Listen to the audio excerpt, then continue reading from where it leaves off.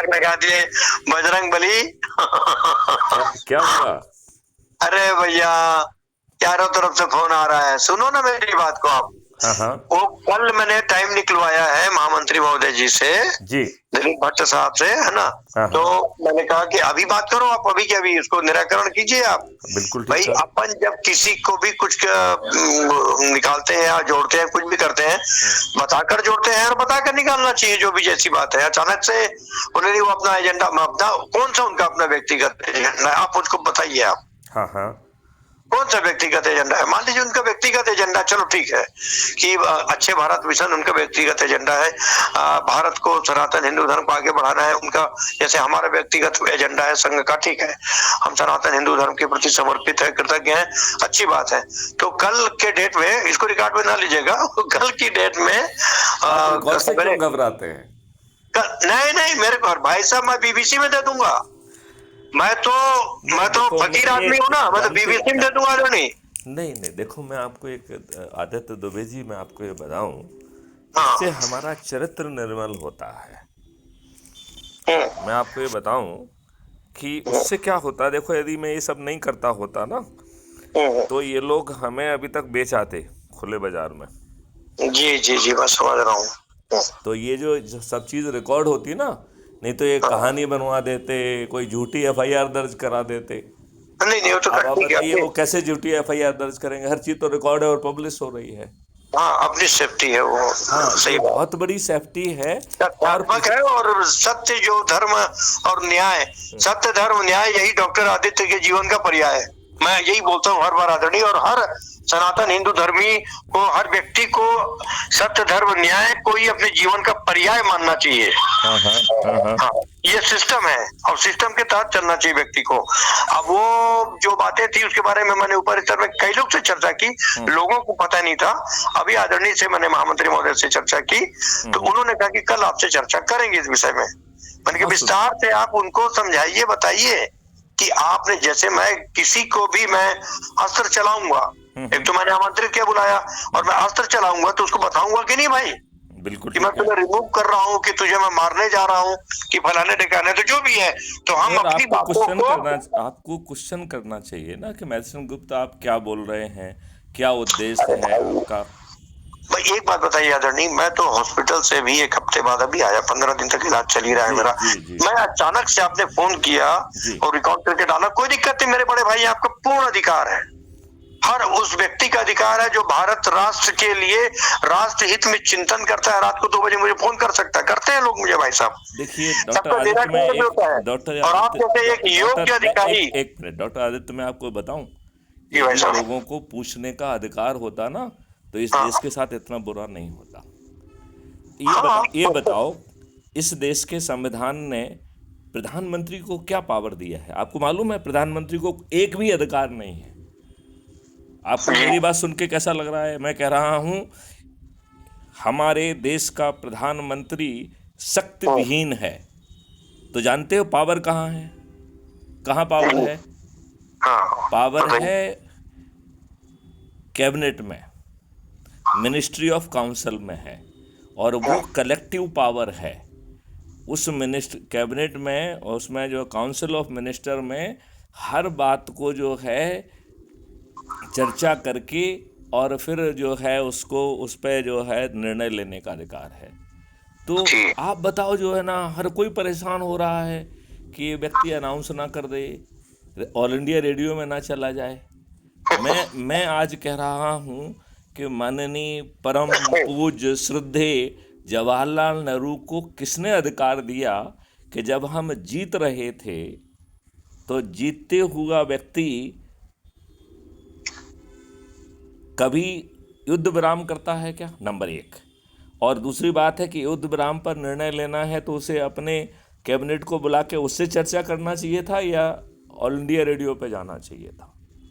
मैं यहाँ पर सिद्धांत की बात कर रहा हूँ।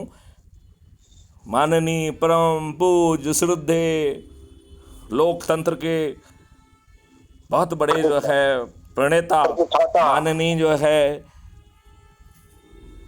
जवाहरलाल नेहरू के कोई भी व्यक्ति हमको जवाब देगा कि क्या हमारे देश के संविधान ने प्रधानमंत्री में ये शक्ति निहित की है क्या? आदरणीय, आप मेरे बड़े ये भाई गलत हैं। पर पार्टियां क्यों पाली गई हैं? आपका अनुभव मुझसे ज्यादा है। पॉलिटिक्स, राजनीति से मैं ऊपर हूँ आदरणीय। मैं सत्य सनातन धर्म, हिंदू धर्म का प्रचार प्रसार करने पर तो अपना कार्य भाई कर रहा हूँ आदरणीय। और साहब, आपका कार्य हिंदू समग्र देश धर्म को की लेकर बात के है। करने पे ये बताओ मुझे, जी आप जो है, जी आपके परम पूज्य मुखर्जी जी, उनकी जम्मू एंड कश्मीर में हत्या करा दी गई और उनकी माता श्री ने कहा कि इसकी जांच कराइए, तो मालूम है पीछे से क्या दुष्टता की गई? वहाँ के जो किराए बढ़ा दिए ट्रेन के, मेट्रो के, राइट? और चूंकि जो है वेस्ट बंगाल की लाइफ लाइन ही वो मेट्रो हुआ करती थी, तो बड़े हुए किराए के लेके कोहराम मच गया और आपके जो मुखर्जी हैं, इनकी हत्या जो है और इनकी मांग जो है वो दब गई। हम किस देश में रह रहे हैं? यदि हमने सवाल पूछे होते ना तो इस देश के साथ इतना अन्याय नहीं होता। मैं पूछता हूँ, किसने अधिकार दे दिया माननीय श्रद्धेय परम पूज्य जवाहरलाल नेहरू को कि वो ये कहें कि अरे कोई बात नहीं, चाइना ने उसे ले लिया या हो गया है तो क्या दिक्कत है? वहाँ तो एक तिनका भी पैदा नहीं होता है। जानते हो, ये बात उन्होंने पार्लियामेंट में कही तो किसी उनके ही साथी ने उठ के खड़ा होकर कहा कि नेहरू, तेरे सिर के ऊपर भी कुछ नहीं उगता है, तेरा सिर काट के दे दूं? मतलब इतने सख्त बात कहने वाले लोग थे वहां पे। नहीं, उस जमाने में थे आदरणीय, अभी भी अब है। आप ये देखिए, जब जो है इस व्यक्ति को 370 जो है संविधान में घुसवाना था, तो ये गया डॉक्टर भीमराव अंबेडकर के पास। ये बहुत महत्वपूर्ण बातें हैं। जी तो डॉक्टर भीमराव अंबेडकर ने जानते क्या कहा जवाहरलाल नेहरू से? Mister Nehru, I am not the traitor. अच्छा। मतलब इनडायरेक्टली उन्होंने क्या कह दिया है? Bloody you are a traitor. मतलब तुम इतनी घटिया बात क्यों कर रहे हो? नहीं, वो तो मैंने भी पढ़ा है आदरणीय उनके बारे में। तो अम्बेडकर साहब ने कह दिया मैं था। यही कह रहा हूं कि हम लोग नहीं बोले हैं, इसलिए ये बड़े बन गए हैं। आप मेरी जो है ना क्राइम फ्री भारत के 4 जो है ना अकाउंटेबिलिटी के तहत मैं यही तो कह रहा हूं कि जो है सरकारें संप्रभुत्व नहीं है। हमारे संविधान ने राज्य सरकारों को संप्रभुता के साथ पैदा ही नहीं किया है। They are accountable under constitution. Schedule 7 में लिस्ट 1 और 2 और 3 है, 3। पहली है केंद्रीय सरकार की सूची, दूसरी है राज्य सरकार की सूची और तीसरी है संयुक्त सूची। तो यदि इन सूची के अनुरूप यदि वो अपनी रिस्पॉन्सिबिलिटी का निर्वहन नहीं करते, जो कि कोई नहीं कर रहा है, आज भारतवर्ष की एक भी सरकार संविधान के हिसाब से नहीं चल रही है। क्या मजाक है यार, ये बताओ ना मुझे। और आप सब लोग अपने आप को विद्वान कहते हैं, आपके जो है ना आरएसएस विद्वान कहती है। यही तो मैं कहता हूं, नहीं है विद्वान, घटिया लोग हैं, अधिकांश 10वीं 11वीं पढ़े हुए लोग हैं। मैं आपसे ये कह रहा हूं डॉक्टर आदित्य जी, मुझे बताइए कि क्या आपके आरएसएस में बैठे लोग विद्वान हैं? मुझे संदेह है। क्या वो खुलकर बोलने की हिम्मत रखते हैं? मैंने आपको कुछ समय पहले बताया था कि मुझे बुलाया गया था, आरएसएस के जो है ना यहाँ के बड़े जो है ना व्यक्ति आए हुए थे, तो उन्होंने मुझे बुलाने के लिए भेजा किसी को।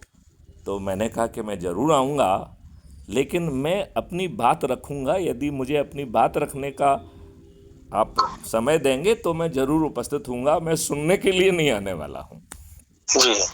तो उन्होंने कहीं से पूछ पाछ के मुझे कंफर्म किया कि नहीं, आप आइए, आपको बोलने का समय दिया जाएगा।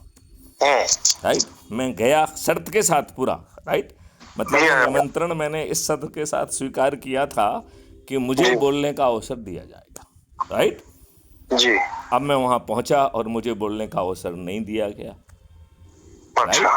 फिर मैंने कहा चलो ये बोलने नहीं दे रहे तो प्रश्न ही पूछ लें। हाँ, राइट। प्रश्न ही पूछ तो सकते हैं, ठीक मैंने है। खड़े होकर प्रश्न पूछा, तो हाँ, उन्होंने कहा कि नहीं, आप जो है इस मीटिंग की ख़त्म हो जाए तो आप आइए, हम लोग आसपास बैठ के जो है फिर जो है ना आपके प्रश्नों का जवाब देंगे। चलो, मैंने उसमें भी चुप हो गया। मैं जो है ना जैसे ही ख़त्म होता है तो उनको घेर लिया, मैंने जाके पकड़ लिया नीचे। मैंने कहा भाई साहब अब जवाब तो दे दो। अब वो बगले झांकने लगे। क्या यही चरित्र है? इस देश का निर्माण हम इस चरित्र के साथ करेंगे क्या? इस देश के साथ इसलिए बुरा हुआ है कि लोगों ने कहने की हिम्मत नहीं की है। हाँ, प्रश्न ही नहीं उठाया। तो मैं वही तो कह रहा हूँ, ये सब हम स्वयं प्रभु हो गए हैं। हम इन्हें जो है लोकतंत्र का मसीहा कहते हैं। लोकतंत्र में और संविधान ने हमारे देश के प्रधानमंत्री को शक्ति ही नहीं दी है। ये तो जो दुर्भाग्य शक्ति है, जो हमें तो शक्ति जानते है हैं। वो कैबिनेट में है, काउंसिल ऑफ मिनिस्टर में है। और वो जो है प्रधानमंत्री केवल एज ए प्रतिनिधि के बतौर जो है उसको कम्युनिकेट करता है राष्ट्रपति को। और हमारे देश के लोगों ने क्या किया? जो उनका मन आया सो किया। आप ये बताइए, जब इस देश से को की परतंत्रता को खरीदने में, और परतंत्रता किससे खरीद रहे हैं आप? डरे हुए अंग्रेजों से। किससे खरीद रहे हैं? डरे हम्म, हुए अंग्रेजों से। मेरे पास इसके इसके लिखित भयाक्रांत अंग्रेजों से। इसके मेरे पास डॉक्यूमेंटेड फैक्ट हैं कि जी। अंग्रेज कितने डरे हुए थे। इनका ही एक कमांडर इन चीफ हुआ करता था जिसका नाम था आचिन लेक। ही अच्छा। Was commander in chief of Indian arm force. उसने कहा भाई साहब, चारों तरफ बगावती तेवर हैं, और ये बगावती तेवर हैं, आप जो आज़ाद हिंद फौज का ट्रायल कर रहे हो ना लाल किले में, हम्म, उसके कारण बगावती तेवर हैं। यदि आपने आज़ाद हिंद फौज का ट्रायल ड्रॉप नहीं किया तो भाई साहब आप यहाँ से बच के नहीं जाएंगे। You will be butchered here. हम्म, उस commander in chief lord Auchinleck के इस पत्र को उसने उनके पत्र किताब के रूप में पब्लिश हुए हैं। ईश्वर तो मुझे कुछ ना कुछ भेजता रहता है, तो वो चीज़ जी। हमारे पास भेज दी। हमने उसे पढ़ी तो मेरा दिमाग घूम गया, और हमारा दिमाग आजकल कुछ ज़्यादा ही घूमने लगा है। नहीं, ठीक है, जय गुरुदेव। नहीं नहीं, मैं बताऊँ, मेरा दिमाग घूम गया। जय गुरुदेव की कृपा है। हाँ, तो मैंने जो है ना उसको पूरा पढ़ा, तो उन्होंने ढेर सारे पत्र लिखे कमांडर इन चीफ आचिन लेक जी ने। उन्होंने कहा भाई साहब अपने गवर्नर को समझाओ, हर कोई जो है ना हमसे यूरोपियन फोर्स मांग रहा है, मेरी जेब में कोई यूरोपियन फोर्स नहीं है, राइट। जी। और मैं सलाह देता हूँ कि गवर्नर हमारे मिलिट्री चीफ से जो है सीधे बात ना करें। उन्हें जो भी बात कहना है वो मेरे माध्यम से कहें, क्योंकि मुझे मालूम है how to handle my army. ये सब बातें किसी ने क्यों नहीं बताई हैं? मतलब इस नहीं इनकी मैं ये बताओ, अच्छा, यदि 1947 में आरबीआई की बैलेंस शीट के अनुसार अंग्रेज़ों को 700 करोड़ रुपए दिए गए, और आपने जो है पार्लियामेंट से लेके राष्ट्रपति भवन से लेके जितने भी उन्होंने रेस्ट हाउस जो भी बनाए, वो भी आपकी दास्ता में आपका शोषण करते हुए आपकी संपत्ति से आपके श्रम से बनाए, उन सब का भुगतान हमने 1947 में किया। जितने अंग्रेज आपके ऊपर बैठे, जिन्होंने आपके ऊपर डंडे चलाए, राइट, अत्याचार किया। अत्याचार किया, बाल गंगाधर तिलक, और नहीं उनको क्या नाम था, बेचारे हमारे बहुत बुजुर्ग थे जिन पे लाठी मार के उनको मार लाला दिया। लाला लाजपत राय को लाठी से मार मार के मार दिया गया। हाँ, लाला लाजपत राय जैसे वृद्ध और बुजुर्ग व्यक्ति को लाठी मार के इन्होंने उसकी हत्या कर दी। ऐसे सरेआम। ऐसे अंग्रेजों को हमारे इन दुष्ट राजनेताओं ने ताउम्र जो है पेंशन दी है, एक मुश्त कैलकुलेट करके। मुझे पूरी बात कह लेने दो। मैं ये कह रहा हूँ, ये जो 700 करोड़ रुपए दिए गए, ये क्या जवाहरलाल नेहरू जी के पिताजी के थे? क्या उन्होंने अपने पिताजी की संपत्ति बेच के दिए थे? यदि ये भारत की जनता का पैसा था, तो देर सवेर भारत की जनता को ये तो मालूम होना चाहिए था ना कि हमें जो है ये जो परतंत्रता और जो गुलामियों के नियम कानून और कंडक्ट रूल हमारे ऊपर थोपे गए हैं, ये हमारी ही खून की कमाई को जो है ना अंग्रेज़ों को दिया है। क्या ये प्रश्न यदि हम पूछते तो जवाहरलाल नेहरू की हिम्मत और औकात होती क्या? और ये तो इतना छोटा चरित्र का व्यक्ति था कि आर्टिकल 35A बिना पार्लियामेंट में ले जाए डॉक्टर राजेंद्र प्रसाद जी के ऊपर दबाव बनाकर उसको जो है पार्लियामेंट में बिना ले जाए एक आर्टिकल बना डाला। और हमारे जो है ना लोग क्या बड़े अच्छे चरित्र के हैं। देखिए, मैं आपको एक तथ्यात्मक बात बताता हूँ। एक जी। PIL 2014 में माननीय सुप्रीम कोर्ट में लगाई गई, वो इसी के ऊपर थी। क्या थी वो? कि साहब ये आर्टिकल 35A है, ये कभी देश के पार्लियामेंट में गया नहीं है। देश बिना पार्लियामेंट में गए, बिना पार्लियामेंट के अनुमोदन के हमारे देश के संविधान ने हमारे राष्ट्रपति में ये शक्तियां निहित नहीं की हैं कि वो किसी आर्टिकल को पैदा कर दें। लिहाजा आर्टिकल 35A अपने आप में असंवैधानिक है। राइट? सुप्रीम कोर्ट की बेंच ने इनको लगातार नोटिस जारी किए। किसको? भारत सरकार को। 2014 में है तो समझ रहे हैं आप, माननीय नरेंद्र मोदी जी की सरकार थी। जी। हमारी केंद्रीय सरकार ने 5 साल तक इस पे जवाब नहीं दिया, इसके ऊपर बैठे रहे। अब मैं डॉक्टर आदित्य जी आपसे पूछ रहा हूँ कि यदि माननीय नरेंद्र मोदी जी 2014 में ये जवाब दे देते कि हाँ ये जो याचिका लगी है ये पूर्णतया सही है, मैं तथ्यात्मक जानकारी को वेरीफाई करके आपको संसूचित कर रहा हूँ कि यह मसौदा कभी पार्लियामेंट के सामने नहीं गया, और मैंने भी संविधान पढ़ा है और आप भी संविधान के रक्षक हैं, तो मैं ये भी कहना चाहता हूँ कि संविधान ने ये शक्ति हमारे प्रेसिडेंट में निहित नहीं की है कि वो किसी आर्टिकल को पैदा कर सकें। तो 2014 में आर्टिकल 35A निरस्त हो जाता, शून्य घोषित हो जाता कि नहीं हो जाता? आपका विवेक क्या कह रहा है? हो जाता। तो क्या भाजपा को जनवरी 2019 में आर्टिकल 35A हटाने की क्रेडिट दी जाए, या 5 साल तक हम पर थोपे रहने के लिए उनकी निंदा की जाए?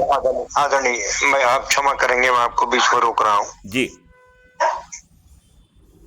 70 वर्षों के आंकड़े, तो 70 के 72 साल आजादी के बाद से जो कांग्रेस ने राज किया, मैं तो ये नहीं कह रहा हूँ, मैं कुछ नहीं कह रहा हूँ। आप किसी की, देखो, मैं किसी की स्तुति करने के लिए नहीं बना हूँ। नहीं, स्तुति की बात नहीं आदरणीय, सत्य को पहले से तय करना मेरे चाहिए। छोटा भाई नहीं, मेरा छोटा भाई मुझे कह लेने दो। देखो, आज मेरा दिल दुखी है, मुझे मेरी बात तो कह लेने दो यार। अरे आप तो सवेरे बोल करके मेरे दिल दुखी कर दिए। इतना सुना, इतना उस व्यक्ति को सुना रहे हो जो निरपराध है, अबोध है, बिल्कुल मासूम है, जिसे कुछ भी नहीं पता। ये कहा गया है कि आपके दिल की पीड़ा यदि आप शेयर कर लेते हैं तो आपका दिल हल्का हो जाता है। तो मेरे भगवान, उसको BBC लंदन में हल्का करोगे? विश्वमंच में करो हल्का। मैं तो BBC लंदन को इतना लतेड़ता हूँ। मैं आपको अभी चूंकि वो विषय वस्तु नहीं है, नहीं तो मैं आपको बताऊंगा कि मैंने BBC को कितना लतेड़ा है। सुंदर पिचाई को नहीं लपेटो ना भाई, पिचाई साहब को भी लपेटो गूगल में। देखो, मैं आपको ये बताऊं जी, ये देश बदल जाएगा। देखो, इस देश के साथ सभी ने अन्याय किया। देखो, आप ये बताओ, माननीय परम पूज्य महात्मा गांधी जी ने ग्राम स्वराज की बात की कि नहीं की? भैया आप देखो, आप मुझे कह लेने दो। देखो, आपने मुद्दा, आपने एक मिनट आप मुझे कह लेने दो, क्योंकि कहने की आजादी तो है ना भैया, फंडामेंटल राइट है। उनको आदरणीय राष्ट्रपिता आपने बनाया। नहीं, अभी मुझे जो मुद्दा है उसे कह लेने दो। कहिए। मेरा कहना ये है कि उन्होंने कहा कि ग्राम स्वराज्य, और लोगों में क्या आपने भ्रमण फैलाया कि ये आपका ग्राम स्वराज्य है। अरे भाई साहब, भारत में ग्राम स्वराज ऑलरेडी स्थापित था। जिसमें 36 जातियां और 72 कलाएं एक साथ रहती थीं, और जब तक ये 36 जातियां और 72 कलाओं के लोग एक ग्राम में ना हों, उसे ग्राम स्वराज का दर्जा नहीं मिलता था। मैं ये कहना चाहता हूँ कि ऐसा महान ग्राम स्वराज भारत में अंग्रेजों के आने के बाद भी स्थित था। अंग्रेजों के आने के बाद भी स्थित था, जिसके अवशेष आप लोगों ने भी ट्रेडिशंस के रूप में महसूस किए होंगे, क्योंकि ट्रेडिशन डाई हार्ड, राइट। तो माननीय महात्मा गांधी जी ने ये क्यों नहीं कहा कि हमारे इसमें 36 जातियां और 72 कलाओं वाला ग्राम स्वराज्य था, अंग्रेज़ों ने इसे इस तरीके से तोड़ा है, हम उसे पुनर्स्थापित करेंगे। मैं छोटी सी बात कह रहा हूँ। अच्छा, मैं एक दूसरी बात भी कहना चाहता हूँ। मैं हर किसी को नापने की कोशिश करता हूँ। अब उन्होंने अहिंसा अहिंसा कौन लाया? महात्मा गांधी जी लाए। अरे महात्मा गांधी जी नहीं लाए भाई साहब, ये गीता में लिखा था अहिंसा परमो धर्मा, और माननीय जो है महात्मा गांधी जी ने तो उसे आधा कर दिया। उसका जो दूसरा वाक्य सेंटेंस था कि धर्मस्य हिंसा तदैव चा, धर्म की रक्षा के लिए की गई हिंसा अहिंसा से भी श्रेष्ठ है। किसने हक दे दिया था महात्मा गांधी को कि अपने हिसाब से चीजों को तोड़ने दें? मैं बड़ी बात कह रहा हूँ, मैं तथ्यों के आधार पे कह रहा हूँ, ठीक है ना। अब आप ये बताइए, उन्होंने उन्होंने भजन ईजाद किया, छोटे भाई, रघुपत राघव राजा राम, पतित तिवावन सीता राम, ईश्वर अल्लाह है तेरो नाम, सबको सन्मत दे भगवान, यही है ना। ये उनका भजन नहीं है, ये उत्तम नाथ जी शुक्लाया उनका भजन है। और इसमें जो है ना अल्लाह अकबर सबको एको नाम और सबको सन्मत दे भगवान, ये जोड़ा हुआ है। इसका सही भजन है रघुपत राघव राजा राम, पतित तिपावन सीता राम, सुंदर विग्रह मेघा श्याम, तुलसी समथिंग सालिग्राम। हाँ, सुंदर मेघा घनश्याम, हाँ ठीक राम, और जो है ना उसमें तुलसी समथिंग सालिग्राम।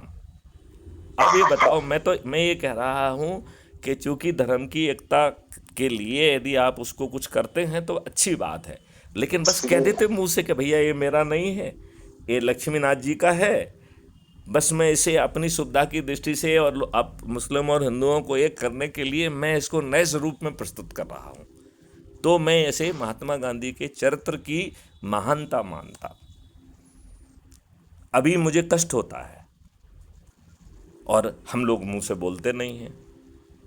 हम लोग मुंह से क्यों नहीं बोलते हैं भाई साहब? यही प्रॉब्लम है। पुरानी आदत है ना आदरणीय हमारा, हम बोलते नहीं है, हम प्रश्न नहीं करते हैं, हम अपनी भावों को दबा कर रख लेते हैं। इसी का फायदा तो अंग्रेजों ने उठाया, मुगलों ने उठाया। नहीं, हम इसलिए नहीं बोलते हैं क्योंकि हम दुष्ट हैं।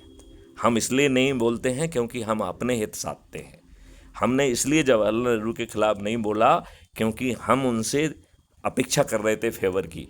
हम अपेक्षा कर रहे थे कि वो हमें टिकट दे दे, हम अपेक्षा कर रहे थे कि वो मुझे कैबिनेट में जगह दे दे। स्वार्थ लोलुपता के कारण हम। अच्छा ये बताइए, उस समय कांग्रेस ने किया क्या? सभी राजा महाराजाओं को टिकट दे दिए ना जी, जो उस समय शोषक वर्ग को रिप्रेजेंट करते थे, उन्हीं को तो टिकट दिया ना। इतिहास और उसी को आज भी किया जा रहा है। जाति धर्म संप्रदाय संकीर्ण राजनीति के आधार पर हम चीजों को शॉर्टलिस्ट करते हैं। इन सब का पुनरावृत्ति नहीं होना चाहिए। यही हो रहा है। आपको इस बात की जानकारी है ना कि अभी माननीय नरेंद्र मोदी जी ने नए विधान जो है ना पार्लियामेंट के गठन में इस देश के ऊपर 46% अपराधियों को थोप दिया है। ये जानकारी आपको है ना? नहीं आदरणीय, उन्होंने कहा थोपा है, और भी जो पार्टी के होंगे। अरे नरेंद्र मोदी जी ने थोपा है। मैं तथ्यों एक मिनट मुझे कह लेने दो। देखो, मैथिली शरण गुप्त कोई भी बात तथ्यों से परे नहीं कहते हैं। अरे भैया, आप पूर्व आईपीएस अफसर नहीं नहीं, मैं ये क्यों आप कह मुझसे रहा, ज्यादा जानेंगे, मुझसे ज्यादा अनुभवी हैं, बड़े भाई साहब हैं आप। एक सारी मिनट, बात है। डॉक्टर आदित्य जी एक बात, मुझे मेरा निवेदन सुनिए। जी मैं क्यों कह जी रहा हूं कि नरेंद्र मोदी जी ने थोप दिया? क्योंकि नरेंद्र मोदी जी से देश के सुप्रीम कोर्ट ने अनुरोध किया कि भाई साहब, चपरासी को जब जो है ना सचरित्र होना चाहिए, तो देश के कानून के निर्माता को सचरित्र क्यों नहीं होना चाहिए? तो हम आपसे एक लाइन का एक अमेंडमेंट चाहते हैं कि आप कर दीजिए कि जो आपराधिक रिकॉर्ड का होगा उसे टिकट की पात्रता नहीं होगी। भैया ऐसा कुछ नियम बना दीजिए। बात समझ रहे हो नहीं समझ रहे हो? यही बिल्कुल बात कई जी। बार जो है इलेक्शन कमीशन ने कही। तो किससे कही? किससे कही? माननीय नरेंद्र मोदी जी जो हमारे प्रधानमंत्री हैं। तो ये दायित्व किसका बनता था? ये 2 लाइन का एक अमेंडमेंट लाने का कि इस देश में सभी बराबर हैं, सभी शासकीय सेवक बराबर हैं, चाहे वो चपरासी हो, चाहे वो जो है ना एमएलए हो, चाहे एमपी हो, चाहे पार्षद हो, चाहे गांव का पंच सरपंच हो, सभी को सचरित्र होना आवश्यक है। ये छोटा सा 2 लाइन का कानून बनाने की जिम्मेवारी किसकी थी? जिससे अनुरोध किया गया। अनुरोध किससे किया गया? माननीय नरेंद्र मोदी जी से किया गया। माननीय नरेंद्र मोदी जी ने ऐसा ना करके अपराधियों को टिकट देने की जो है प्रवृत्ति जारी रखने की पूरी पूरी जिम्मेवारी किसकी बनती है? आदरणीय आदरणीय, अभी आपने क्या कहा कुछ देर पहले? आप ही ने कहा ना, जी आप ही का शब्द था ना कि कैबिनेट को ही पूरा अधिकार हमारे संविधान ने दिया है, प्रधानमंत्री को कोई अधिकार प्राप्त नहीं है। तो ये प्रधानमंत्री जिस बिना अधिकार के ऑल इंडिया रेडियो पे एकागी जो है घोषणा किस आधार पे करता था, ये मैं समझ में नहीं आ रहा है मुझे। उसमें सरदार पटेल को इसे रोकने के लिए अपने लोगों को दौड़ाना पड़ा। ये किताब में लिखा है भाई, ये मैं अपने मन से नहीं कह रहा हूँ, किताब में लिखा है कि उन्हें लगा अगर वो जवार गया है, वो कुछ उल्टा सीधा ना बोल दे, तो उन्होंने अपने पीए को भगाया। लेकिन जब तक वो पीए वहाँ पहुँचे तो अंदर से इन्होंने बंद करके तब तक ये घोषणा कर रहे थे, और उन्होंने ऑल इंडिया रेडियो को अंदर से बंद कर दिया जिससे कोई उसमें व्यवधान ना डाल पाए। मैं ये पूछता हूँ, इसकी यदि निंदा होती तो ये दोबारा ऐसा करने की हिम्मत नहीं करते। तो उस समय मैथिली शरण गुप्त जी नहीं आए थे ना, उस वक्त में उनका प्रादुर्भाव शैशव काल रहा होगा, अपने पूर्ण गरिमा के साथ, पूर्ण प्रतिभा के साथ। नहीं, उस समय मैं पैदा ही नहीं हुआ था, उस समय पैदा नहीं हुआ था मैं। वही तो मैं भी जब पैदा नहीं हुआ था, जब आप पैदा नहीं हुए थे तो हमारा जन्म कहाँ हुआ था, तो हम लोग उसके विषय में जानकारी नहीं है। लेकिन फिर भी आप जन्म के पूर्व की बातों को, सन 47 के पहले की बातों को, सारी बातों को स्टडी करके आप जनता, आम जनता के समक्ष रख रहे हैं। ये अपने आप में शोध का विषय है और बहुत ही गंभीर मामला, बहुत सही मामला है कि आप जनता के बीच में सीधा सीधा अपना सामंजस्य स्थापित कर रहे हैं। अपनी सारी बातों को, जो सच्चाई उस जमाने में छिपाई गई, बहुत सारी बातें छिपाई गई आदरणीय लॉर्ड मैकाले बारे में जैसे आपने बताया, और हम लोग चर्चा करते हैं कि उसने गुरुकुल परंपरा का नाश करके पूरा हमारे संस्कृति और सनातन हिंदू धर्म, सनातन हिंदू संस्कृति का विनाश करने का दुर्लभ प्रयास, असफल प्रयास किया था उन्होंने। लेकिन कुछ हद तक सफल भी हुए। आप ये बताइए, हमारे जो है ना प्राध्यापकों को रिसर्च के लिए विषय तय करने की स्वतंत्रता क्यों है? हम राष्ट्रीय हितों के मुद्दों को रिसर्च के लिए तय करके कहें कि साहब दिस इज द लिस्ट, यही रिसर्च होगी इस देश में, ऐसा क्यों नहीं करते हैं? वो हमारा देश का जो है, जो पीएचडी बांट रहा है, वो जो है ना पीएचडी और करने वाले स्टूडेंट्स को जो है ना अपने घर की सब्जियां मंगवाता है, राइट, उनसे अपने जो है ना चरण सुखवाता है, उनको एज ए व्यक्तिगत सर्वेंट के बतौर यूज करता है। भैया ऐसे डॉक्टरेट क्यों पैदा हो रहे हैं इस देश में? ये कौन सा देश है भाई जहां मेरिट की कोई भूमिका ही नहीं है? आधुनिक गुरुकुल परंपरा आदरणीय, आप ये बताओ, इसमें ये रिसर्च क्यों नहीं हुई कि गुरुकुल परंपरा को कैसे अंग्रेजों ने तोड़ा, उन्होंने क्या क्या जो है ना अत्याचार किए?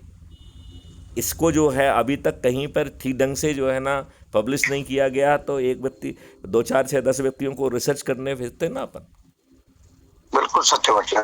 यदि जो है ना न्यूटन्स के प्रिंसिपल से लेके यदि हर चीज़ हमारे वेद में पहले से लिखी हुई है, तो हमारे चरित्र की ये दुर्बलता नहीं है कि हमने विश्व पटल पे ये क्यों नहीं कहा कि भाई साहब कौन कह रहा है कि ये जो है ना सिद्धांत जो है न्यूटन का है, ये तो हमारे ऋषि ने कहा है, इस जो है ना वेद में लिखा हुआ है, ये देखो पढ़ लो इसको।